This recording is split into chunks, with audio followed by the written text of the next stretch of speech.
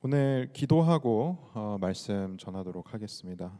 은혜로우신 하나님 감사합니다. 오늘도 저희들에게 귀한 주의를 허락하시고 또 이 시간 저희들이 마음을 모아 하나님께 영광 올려드리는 시간 가질 수 있도록 하심을 감사드립니다. 이 시간 이곳에 모여 있는 저희 모두를 하나님께서 한 성령님으로 한 성령님 한 말씀으로 저희들 묶어 주시고 저희들의 삶이 또 저희들의 마음이 하나님을 더욱더 닮을 수 있는 그런 귀한 시간 될 수 있도록 은혜 베풀어 주시옵소서. 감사드리며 예수 그리스도의 이름으로 기도드렸습니다. 아멘. 올해 정말 많은 단기 선교팀들이 함께 해외로 또 지역 사회로 나아가셔서 귀한 사역들 감당해 주시고 또 복음과 사랑이 전해지는 일에 참여해 주신 거 너무나도 감사드립니다. 그리고 귀한 그 선교 사역뿐만이 아니라 1년 내내 매주 이곳에서 교회에서 또 교회 안과 밖에서 섬김으로 또 복음을 전하는 일들을 담당하시는 모든 분들의 수고를 잘 알고 있습니다. 그 모든 분들 한 분 한 분이 귀한 사역들을 하나님께서 들어 쓰시고 또 계속해서 많은 구원의 열매가 맺혀지는 이 가을의 시기가 되기를 소망합니다. 먼저 제가 교회 사역이나 또 단기 선교를 가면서 자주 경험하게 되는 것을 한 가지 나누고 말씀을 시작했으면 좋겠습니다. 아까 튀르키 단기 선교팀이 선교 보고를 해주시고 또 간증을 나눠주시면서 계속해서 저희들이 또 볼 수 있는 사실인데요. 그것은 청소년들 그리고 어린이들이 다음 세대의 복음의 꿈나무들이라는 것입니다. 그리고 그 어린 친구들이 아직은 아무것도 모를지라도 그들을 통해서 또 복음이 전해질 수 있는 또 하나님의 사랑이 필요한 땅으로 그 사랑이 흘러갈 수 있는 그 매개체로 너무나도 귀하게 사용되어지고 있다라는 사실입니다. 단기 선교팀을 떠나 보신 분들은 너무나도 깊이 경험을 하시는 건데요. 그것은 그 아이들을 위해서 그 아이들에게 사랑을 전하고 복음을 전하기 위해서 VBS를 준비하고 어린이 사역들을 준비해 나가는데 오히려 그들을 통해서 하나님의 마음을 더욱더 깨닫고 은혜를 받고 돌아오는 단기 선교 팀원들이 많이 계시리라고 생각이 듭니다. 그렇게 그들이 사실 계속 눈에 밟혀요. 그래서 계속해서 단기 선교를 떠나고 싶은 마음이 생기기도 하고 그렇기 때문에 계속해서 하나님께서 어린이들을 사용하시고 또 먼저 믿은 자들을 사용하셔서 계속해서 복음이 흘러갈 수 있도록 역사하시는 것 같습니다. 오늘 본문 말씀은 우리가 잘 아는 대로 요셉의 이야기입니다. 요셉은 오늘 본문 말씀에서 이 시점에서는 17살밖에 되지 않았습니다. 그런데 놀랍게도 하나님께서 이 요셉을 사용을 하셔서 그의 꿈을 통해서 앞으로 하나님께서 이루실 하나님의 뜻과 계획들을 드러내시는 사건이 시작이 되는 것을 저희들이 목격을 하게 됩니다. 요셉은 어떤 사람이었죠? 이 17의 어린 요셉은 요셉의 형들이 이 요셉을 부른 별명이 있습니다. 한번 말씀을 띄워봐 주시면 19절 말씀 한번 보도록 하겠습니다.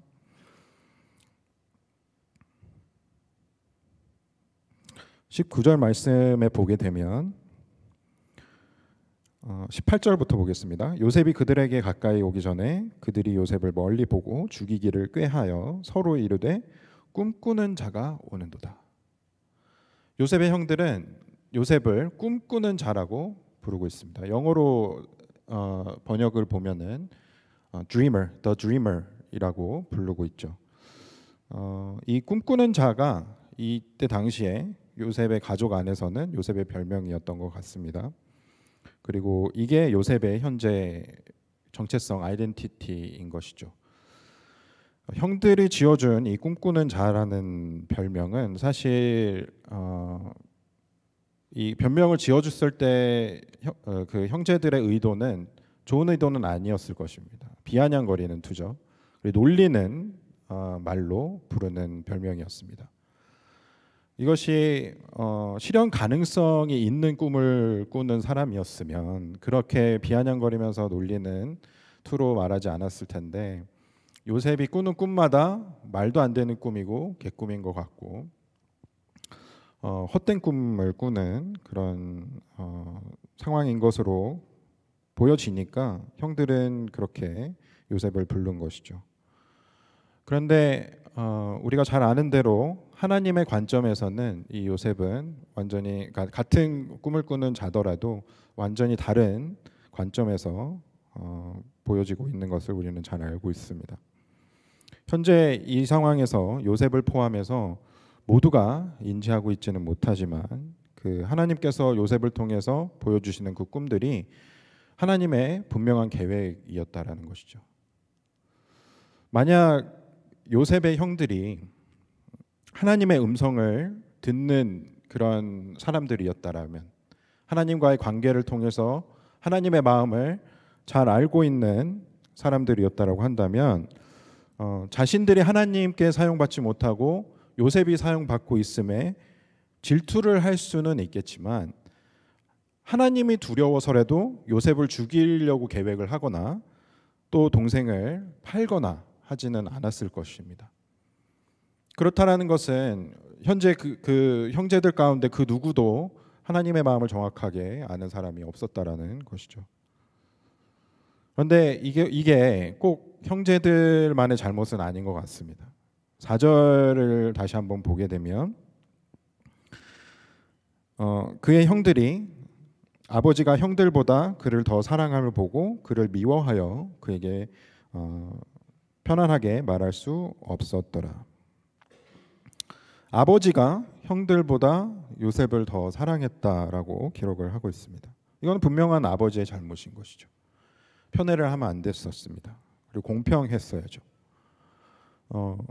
형들이 요셉을 더 미워하게 된 이유입니다. 그리고 요셉의 잘못을 좀 생각을 해본다면 분명히 미움 받을 만했어요. 7절과 9절 말씀을 보면 요셉이 꾼 꿈은 아버지, 어머니, 형들이 자신에게 절하는 꿈이었습니다. 이게 얼마나 건방진 꿈인가요? 그렇죠? 그리고 그거를 이제 뭐 자랑하듯이 아마 얘기했을 것 같습니다. 이 얼마나 싸가지 없고 건방진 그런 이야기인지 그들이 결국에는 계속해서 미워할 수밖에 없는 상황이었다라는 것이죠. 그런데 하나님께서는 역시 이 요셉을 바라보시면서 계속해서 그 요셉과 또 이스라엘 백성을 향한 큰 계획과 또 역사하심을 보여주고 있는 그런 상황입니다. 제가 교회에서 사역을 하다 보면 저보다 훨씬 어리고 그리고 아주 어린 아이들을 포함해서 하나님께서 그 어린 친구들, 청소년들 그리고 청년들을 아주 특별하게 사용하시는 그 하나님의 역사하심을 많이 경험을 하게 됩니다.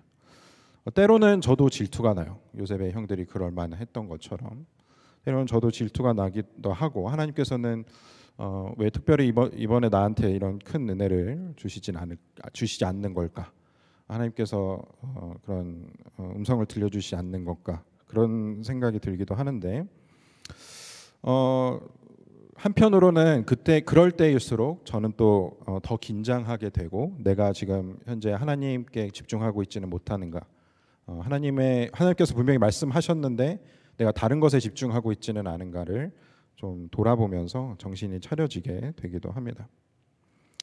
성경 말씀 중에 마태복음 20장 16절에는 이렇게 말씀이 되어져 있습니다. 이와 같이 나중된 자로서 먼저 되고 먼저 된 자로서 나중되리라. 이게 무슨 뜻이냐면 하나님께서는 둘째, 셋째, 넷째, 몇째든 철제가 아닌 사람들도 들어쓰셔서 그들로 하여금 앞으로 일어날 일들에, 또 앞으로 하나님의 백성들의 교회의 가정의 영적인 지도자로 하나님께서 세우신다라는 뜻이에요. 사용하신다라는 겁니다.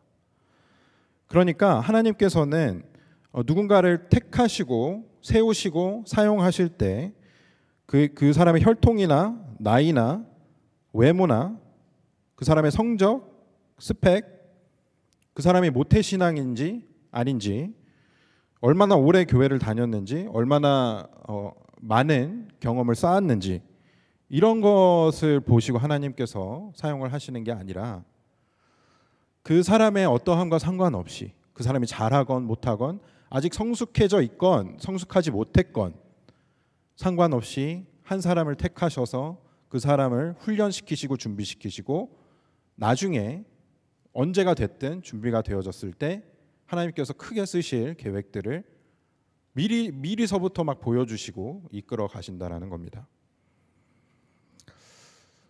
이 상황에서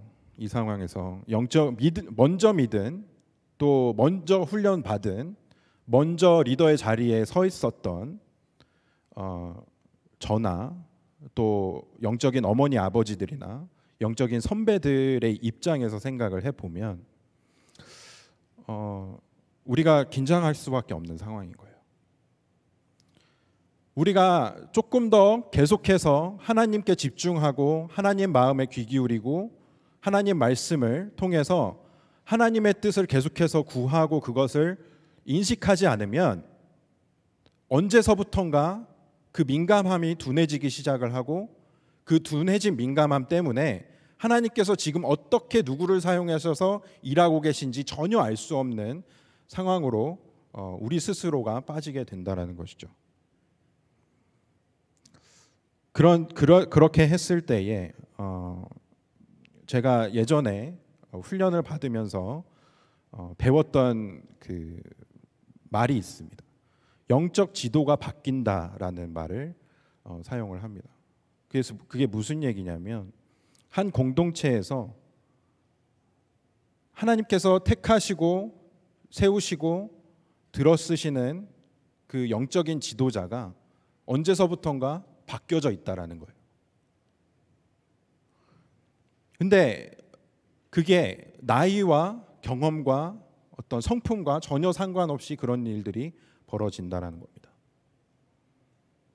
그게 무슨 얘기냐면, 지금 현재 우리 가정에서 우리의 자녀들이 아직까지는 10대이고 뭐 17살이고 18살이고 뭐 아직 20살이 갓 된 그런 사회 초년생일 수도 있고, 그거하고 상관없이 우리의 가정에 영적인 지도자가 내가 아니라, 마땅히 그 책임감이 있어야 했던 내가 아니라 우리의 자녀들일 수도 있다라는 얘기예요.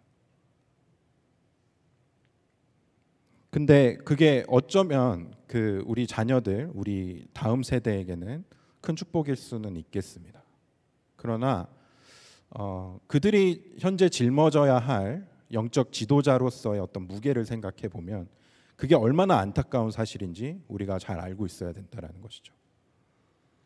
조금 더 경험이 많은, 조금 더 힘든 일들을 많이 겪어본 우리 어머니 아버지들이, 우리 형 누나들이, 우리 신앙의 선배들, 영적인 선배들이 마땅히 아직까지도 짊어졌어야 할 그 영적인 지도자로서의 어떤 감당하는 책임, 그런 것들을 아직까지도 해 나갔어야 되는데 언제서부턴가 그런 것들을 우리가 못하기 시작을 한다면, 우리 지금 막 자라나고 있는 우리 복음의 꿈나무들이 그 짐을 지금서부터라도 짊어져야 한다라는 뜻이거든요.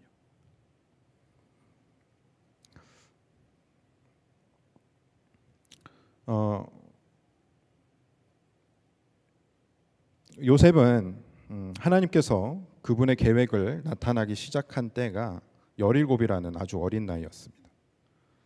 그런데 성경학자들은 이 요셉이 애굽에 팔려간 지 13년 만에 총리가 됐을 당시의 나이가 30 정도라고 추정을 하고 있습니다. 그렇다라는 것은 겨우 하나님께서 이 17의 하나님의 계획을 보여주신 뒤에 10여 년밖에 지나지 않은 상황에 하나님의 그 계획들이 모두 이루어졌다라는 뜻입니다. 요셉이 꿈을 꾸기 시작할 때는 분명 요셉은 그 꿈이 하나님의 계획인지 전혀 알지 못했을 것입니다. 요셉뿐만이 아니라 요셉의 형들도 마찬가지고 또 심지어 아버지인 야곱까지도 정확하게 이 상황이 무슨 상황인지를 알지 못했어요. 그런데 다행스러운 것은 이 야곱은 조금 형제들하고 다른 반응을 보여줬습니다. 11절 말씀을 보게 되면 10절부터 11절 말씀을 다시 한번 보게 되면 이렇게 되어 있습니다. 그가 그의 꿈을 아버지와 형들에게 말하매 아버지가 그를 꾸짖고 그에게 이르되 네가 꾼 꿈이 무엇이냐? 나와 네 어머니와 네 형들이 참으로 가서 땅에 엎드려 네게 절하겠느냐? 그의 형들은 시기하되 그의 아버지는 그 말을 간직해 두었더라라고 성경은 기록하고 있어요. 그러니까 야곱은 그만큼 하나님과 동행한 경험들 때문에 하나님과 동행하면서 하나님의 마음을 잘 캐치하던 삶을 살아왔었고, 그리고 그 믿음의 조상으로서 하나님과 동행하는 삶을 살았던 경험 때문에 뭔가 본능적으로 이 상황이 뭔가 있다라는 것은 아마 느꼈을 것 같습니다. 그렇기 때문에 요셉의 말을 간직해 두었던 것이죠. 우리의 가정이나 또 교회나 또 우리 직장이나 어떤 조직의 현재 위치상 가장이나 혹은 리더의 위치에 계신 분들이 반드시 우리가 생각해 봐야 될 것은, 우리가 시스템적으로는 리더, 가장, 이끌어가는 사람의 위치에 있지만 우리가 과연 지금 현재 그 조직 안에서, 그 가정 안에서 영적인 리더로서의 역할을 감당하고 있느냐, 이거 분명히 질문해 볼 필요가 있습니다.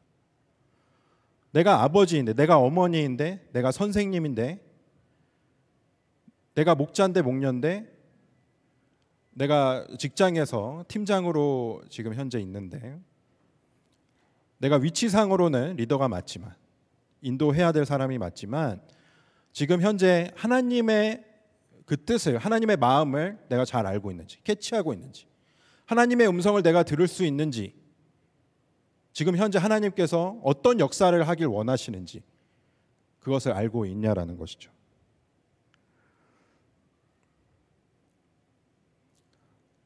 그렇기 때문에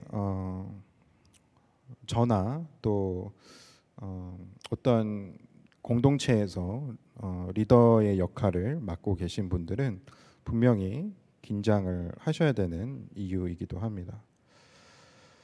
만약에 우리가 하나님의 뜻과 하나님의 음성을 캐치해내는 것에 둔해진다면 하나님께서는 역사를 멈추시지는 않습니다.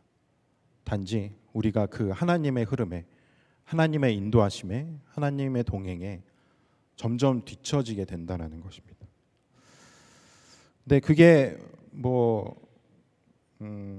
하나님의 역사하심에 크게 변화가 있지 않을 수는 있습니다. 그런데 우리가 이제 다음에 하나님 앞에 섰을 때에 하나님께서 우리에게 책임을 물으신다면 우리는 분명히 대답을 해야 할 것입니다. 오늘 말씀을 통해서, 오늘 말씀에서 요셉을 통해서 우리가 배울 수 있는 세 가지 사실이 있습니다. 그 첫 번째는 우선 하나님의 꿈을 꾸는 젊은이들을 우리가 미워하지 말아야 한다는 것입니다.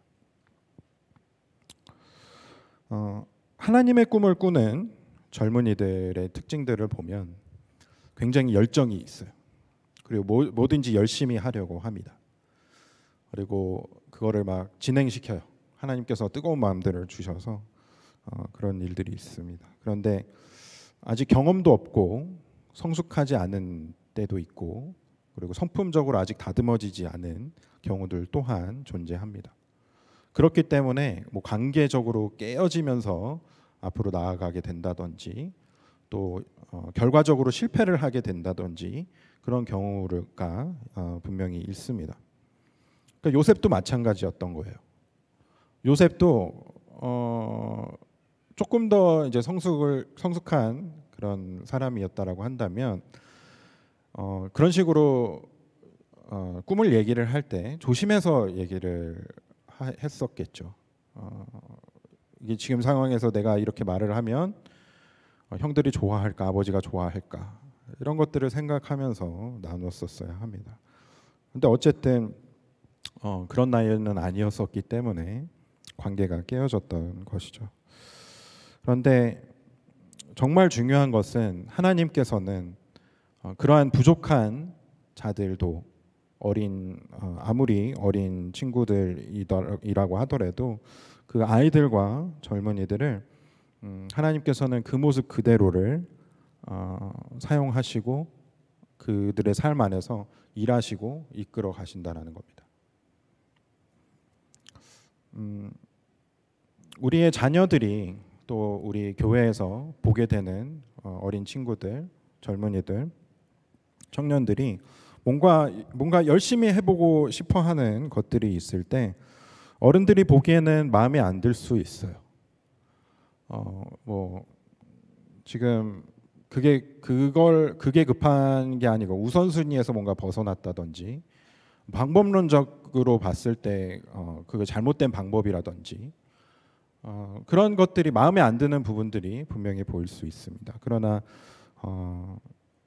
그럴지라도 하나님 안에서는 그들이 열심히 해볼 수 있도록 응원도 해주고 또 격려도 하면서, 동시에 우리 선배님들이 해주셔야 될 것은 그들이 이것들을 해 나가면서 어떤 문제가 발생할 수 있는지, 어떤 리스크들이 있는지, 이런 것들은 조심해야 된다, 이런 것들은 잘못될 수도 있다, 이렇게 좀 멘토나 어드바이스를 해주면서, 잘 알려주면서 은혜 가운데 하나님 안에서 열심히 해볼 수 있도록 우리가 잘 도와줘야 된다라고 저는 믿습니다.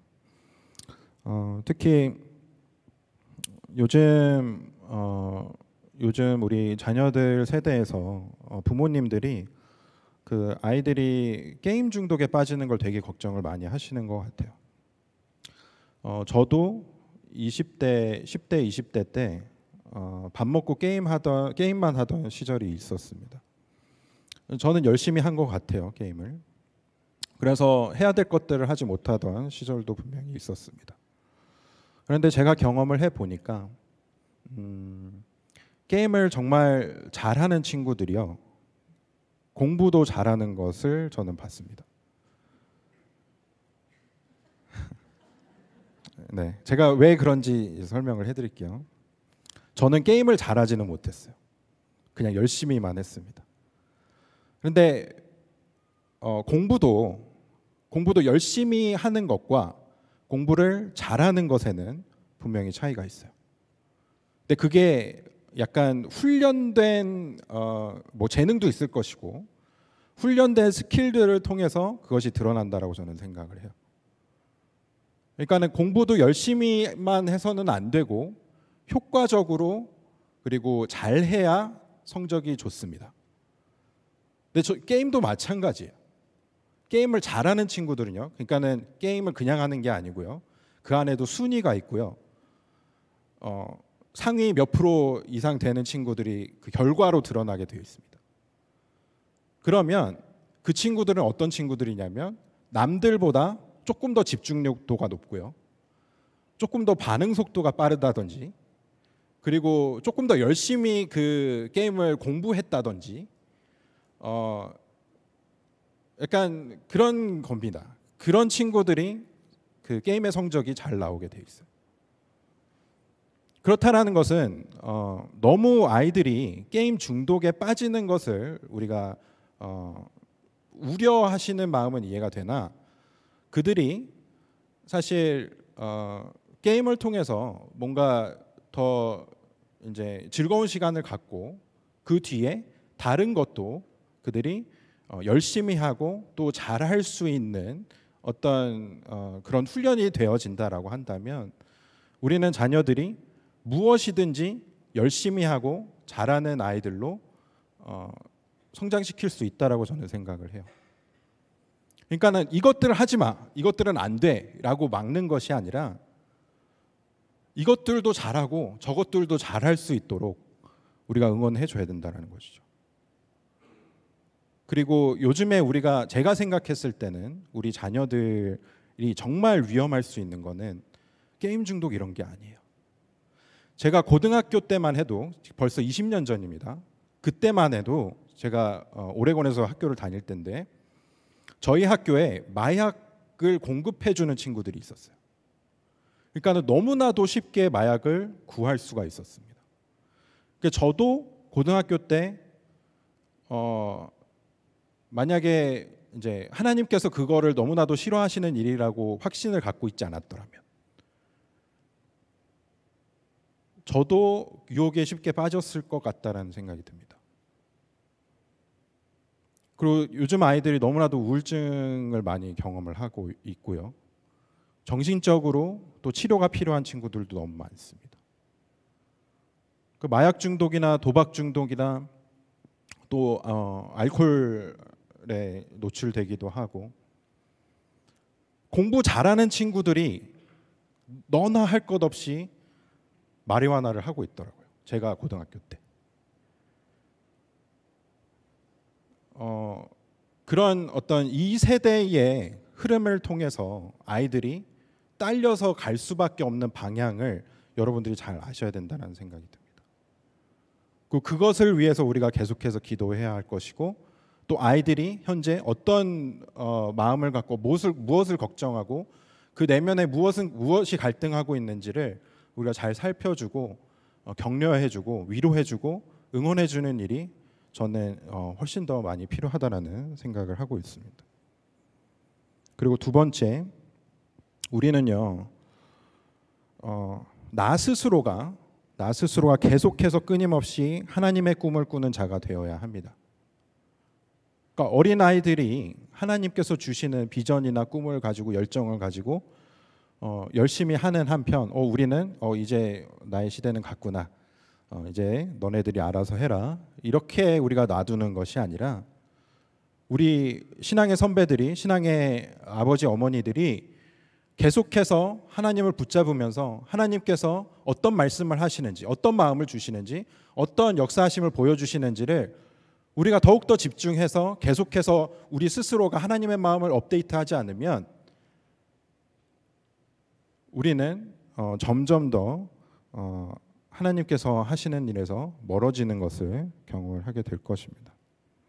사도행전 2장 17절에서 이렇게 기록이 되어져 있어요. 하나님이 말씀하시기를 말세에 내가 내 영을 모든 육체에 부어주리니 너희의 자녀들은 예언할 것이요 너희의 젊은이들은 환상을 보고 너희의 늙은이들은 꿈을 꾸리라.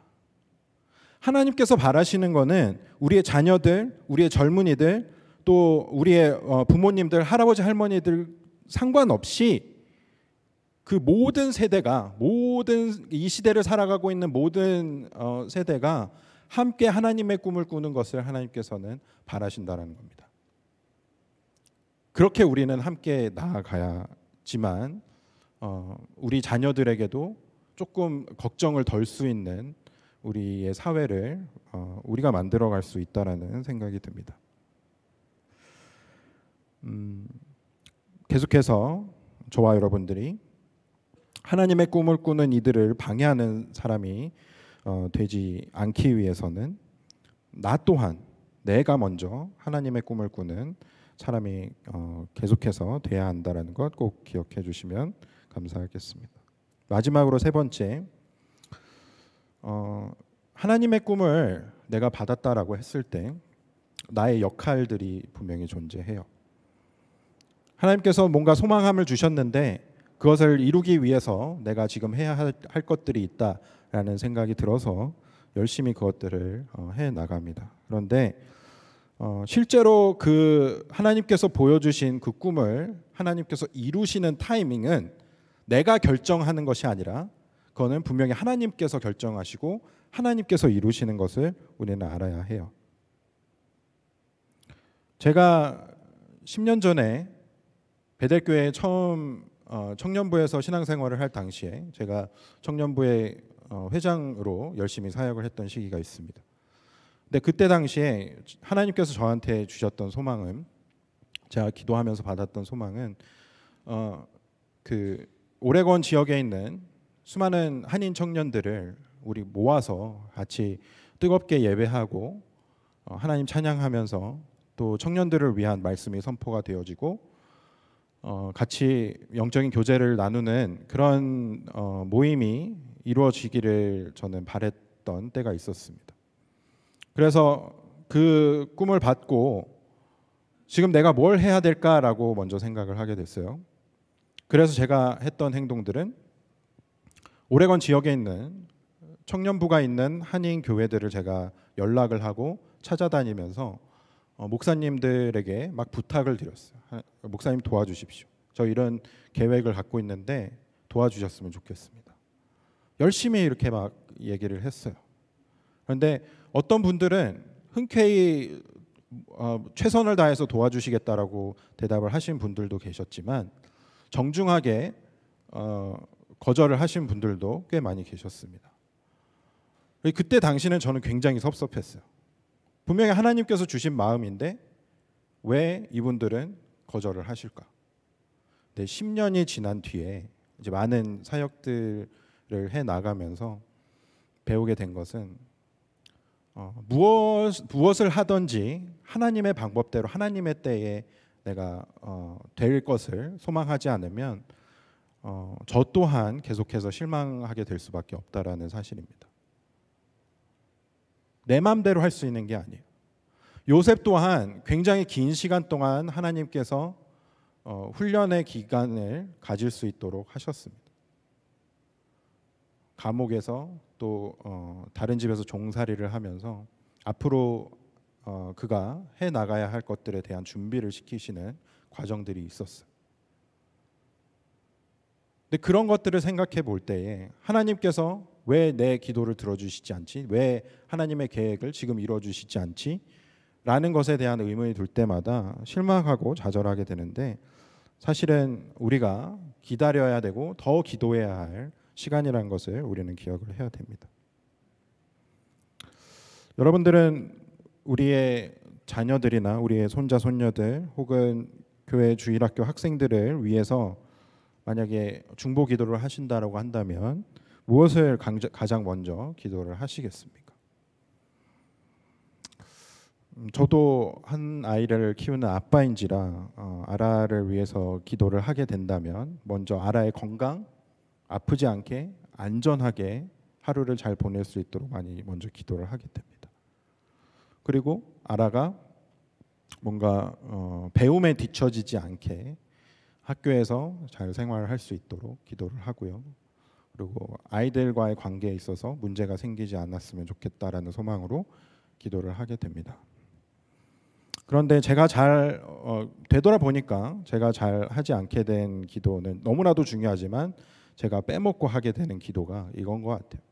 하나님, 내 아이를 하나님께서 붙드시고 이 아이가 하나님의 마음을 잘 알 수 있는, 그리고 하나님의 음성을 잘 들을 수 있는, 하나님의 뜻을 잘 분별할 수 있는 아이로 잘 성장할 수 있도록 도와주세요.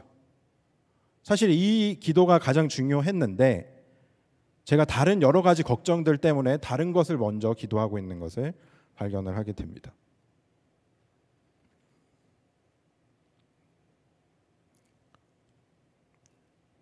바울은요, 사도 바울은 엘리트 중에 엘리트였어요. 그런데 그가 예수님을 만난 뒤로는 완전히 가치관이 변화가 됩니다. 그리고 이렇게 고백해요. 빌립보서 3장에서 이렇게 고백을 합니다. 바울은 신분, 지식, 혈통 그 어떤 것도 예수님을 아는 지식보다 고상하지 않다라고 고백을 해요. 그리고 그 자기가 예전에 추구했던 그 모든 것들을 배설물로 여긴다라고 고백을 합니다. 그리고 예수님께서도 이미 우리가 가장 먼저 무엇을 위해 기도해야 하는지도 말씀하셨어요. 마태복음 6장 33절에 그런즉 너희는 먼저 그의 나라와 그의 의를 구하라. 그리하면 모든 것을 너희에게 더하시리라. 우리 자녀들, 우리 다음 세대들, 우리 신앙의 후배들, 이 앞으로 이 시대를 살아가기 위해서 가장 먼저 필요한 것은 하나님의 마음을 아는 것이에요. 왜냐하면 하나님의 역사하심을 우리가 잘 캐치하고 그것에 우리가 참여하는 삶을 살지 않으면 우리가 아무리 개인적인 삶 안에서 최선을 다해서 열심히 살고 좋은 성적을 내고 좋은 결과를 낸다고 할지라도 하나님께서 이루시는 것들에 대해서 무관심하게 되고 또 하나님께서 우리의 삶을 언제든지 옮기시고 방향을 다른 데로 이끌어 가실 때에 당황하게 되고 좌절하게 되고 실망하게 되고 하나님을 오히려 떠나서 살게 되는 일들이 너무나도 자주 발생을 하게 됩니다. 또 이곳에 계신 분들 중에서 여러분들 가정 안에서 본인 혼자만 외롭게 믿음 생활을 하시는 분들이 분명히 계실 것 같아요.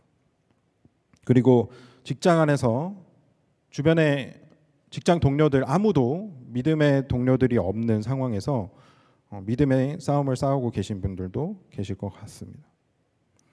그리고 어떤 분들은 나는 예수님을 다른 주변 사람들보다 먼저 만나서 신앙생활을 하는 거 너무 좋고 교회에서 시간 보내면서 섬기는 거 너무 행복하고 교회에 좀 더 있었으면 좋겠는데 나머지 가족들이 내 신앙의 그 속도에 따라오지 못하는 일들 때문에 굉장히 답답하고 속상한 분들도 분명히 계실 거라고 생각이 듭니다. 하나님께서는 이런 분들의 삶을 책임져 주시기로 이미 말씀을 통해서 약속하셨다라고 저는 믿어요.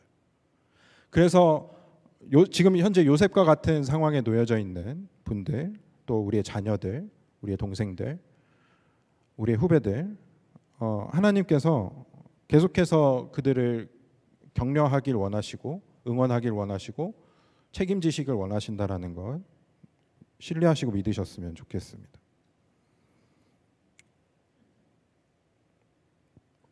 그렇게 우리가 그 누구라도 할 것 없이 젊은이들과 어린아이들 뿐만이 아니라 우리 주변에 있는 형제 자매들 모두에게 하나님께서 그들의 삶을 책임지시고 이끄시고 그들을 통해 일하시고 또 그들을 통해 복음의 열매들이 맺혀지는 역사들이 있게 해달라고 우리가 계속해서 중보하면서 기도하면서 또 말로 행동으로 격려해 주시고 축복해 주시는 그러한 저와 여러분들 됐으면 좋겠습니다. 그게 쉽지는 않아요. 쉽지는 않습니다. 그러나 하나님의 나라인 믿음의 공동체에서는 반드시 일어나야 하는 일이기도 합니다. 그래서 제가 도전드리고 싶은 것이 하나가 있는데 여러분들 현재 뭐 손자, 손녀들 그리고 자녀들 그리고 동생, 후배들 또 그런 직장 후배들 이런 분들을 이제 한 주 동안 만나시게 됐을 때에 그들에게 축복해 주는 말을 행동들을 한 가지씩은 좀 해보셨으면 좋겠어요. 그러니까 하나님께서 그걸 실제로 말을 못한다고 할지라도 자유롭게 그런 하나님의 마음을 잘 못 전하는 상황이라고 할지라도 그 사람들을 바라보면서 여러분들 속으로라도 기도를 하는 시간을 가지셨으면 좋겠어요. 무엇을 위해서? 그들이 하나님의 마음을 알 수 있도록 하나님의 마음을 분별할 수 있는 사람이 되도록 여러분들이 꼭 기도해 주시고 축복해 주셨으면 좋겠습니다. 그리고 여러분과 그 대상의 관계를 통해서 하나님께서 계속해서 역사하심을 여러분들이 소망하시면서 일주일을 보내시는 은혜의 시간들을 보내시는 저와 여러분들이 되시기를 간절히 소망합니다.